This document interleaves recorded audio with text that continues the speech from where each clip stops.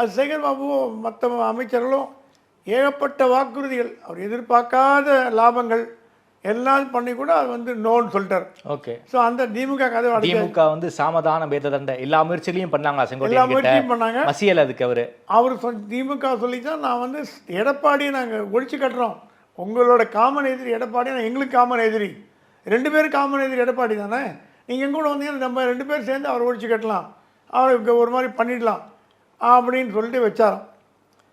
அப்போ கேட்டாலும் ஓபிஎஸ் ஏன் டிஎம்கேல ஜாயின் பண்ணலன்னு கேட்டாலும் செங்கோட்டையன்.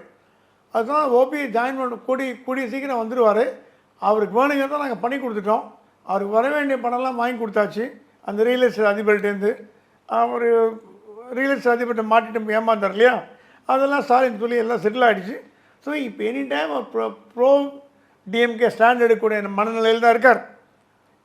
டிடி தினகரன் விட்டுருங்க, அவர் வரமாட்டார். பன்னீர் அவர் ஆதரவாளர்கள் பொறுத்த வரைக்கும் ப்ரோ டிஎம்கே ஆதரவாளர் தான் இருக்கார். நீங்களும் அதில் ஐக்கியம் ஆகிட்டிங்கன்னா ப்ரோ டிஎம்கே ஆன்டி ஏடிஎம்கே போயிடலான்னு சொல்லப்பட்டது. அதுக்கு ஒன்றும் அவர் சரியாக பதில் ரிப்ளை கொடுக்காதனால அந்த ஐடியா ட்ராப் பண்ணிட்டாங்க. உங்களை கொங்கு மண்டலத்தில் பெரிய ஆளாக்குறோம், அது ஆக்குறோம், எம்எல்ஏ ஆக்குறோம், அது பண்ணு. அவருக்கு வந்து மனசு ஒப்பலை. அடுத்தது எப்படியும் முதலமைச்சர் உதயநிதி வரப்போகிறார், உதயநிதி கேபினெட்டில் இருக்கணுமா அப்படின்ற ஒரு தேக்கம் இருந்தது அவருக்கு. ஏன்னா எம்ஜிஆரோட ஒர்க் பண்ணவர், சீனியர் மோஸ்ட் பாலிட்டிஷியன், கிட்டத்தட்ட 78 வயசு வாப்புது. தமிழ்நாட்டில் இருக்கிற அண்டைக்கு அடுத்தபடியாக துறைமுறைக்கு அடுத்தபடியாக சீனியர் பார்த்திங்கன்னா இவர் தான். ஸோ இவர் உதயநிதி கீழே வேலை பண்ணமாங்கிற ஒரு எண்ணத்திலே வேண்டான்னாராம்.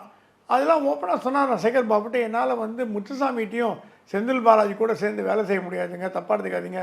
இல்லை நீங்கள் டிஎம்கேலேருந்து வந்தவர் தானே என் சேகர் பாபு கேட்டாராம். அதுக்கப்புறம் நீங்கள் கூட தான் டிஎம்கேலேருந்து வந்தீங்க, டிஎம்கே தாய் கழகம், அதுலேருந்து தான் எல்லோரும் ஏடிஎம்கேக்கு போனாங்க, அப்புறம் பாதி பேர் திரும்பி டிஎம்கேக்கு போயிட்டாங்க, அது ஒன்றும் தப்பு கிடையாது, அவங்க மனசாட்சி பிரகாரம். ஸோ எனக்கு டிஎம்கே எனக்கு ஒத்து வரும்னு தோணலை, அந்த ஐடியா ட்ராப் பண்ணிட்டாங்க.